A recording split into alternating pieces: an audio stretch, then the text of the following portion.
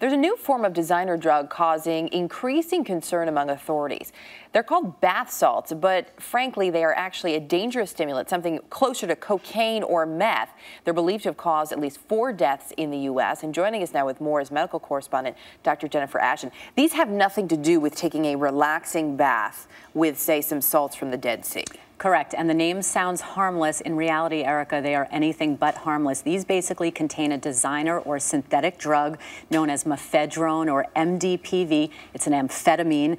They're marketed as bath salts, and you can find them readily either online or in stores under names like Zoom 2 or Aura. Our producer found them very easily in New York City, and when she went in to ask for them, she was told, wow, they're flying off the shelf. It's a good thing you're getting these. And one of our researchers also was told, hey, these are going to get you really high, which is very scary. What exactly do they do?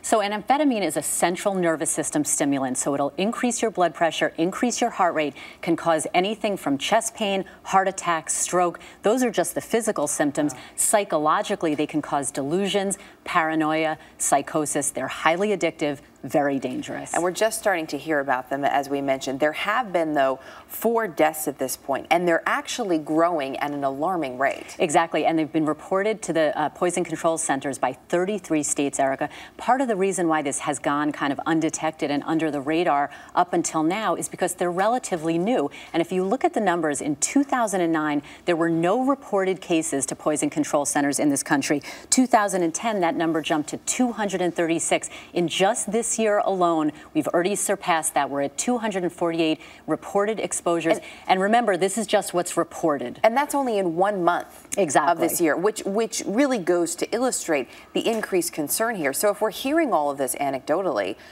how are these still out there? Why isn't there some more control, I should say, over this substance? Well, I guarantee you there will be. In fact, the DEA has already labeled these drugs a drug of concern, and there is legislation occurring right now to make them controlled substances. Again, these things take time. You just see over that time period, it's relatively recent. 2 years is 24 months. And for the DEA to start to investigate a drug, they first need to hear reported cases. Then they need to get their scientific medical communities as well as legal ducks in a row, if you will. And that takes time. But this is, by no mistake, dangerous substance, and we probably will be hearing and definitely something to keep an eye on. Is this something that parents especially need to be concerned about? I think anyone needs to be concerned about it. And again, this is just one in a growing list of substances that are readily available either online or in stores. Just because they may come from either, in this case, synthetic substances, or in other cases, natural substances, does not mean they are safe. They are potentially life-threatening. Yeah, and the symptoms that you lay out there are very scary. Not to play around with. Jen, thanks.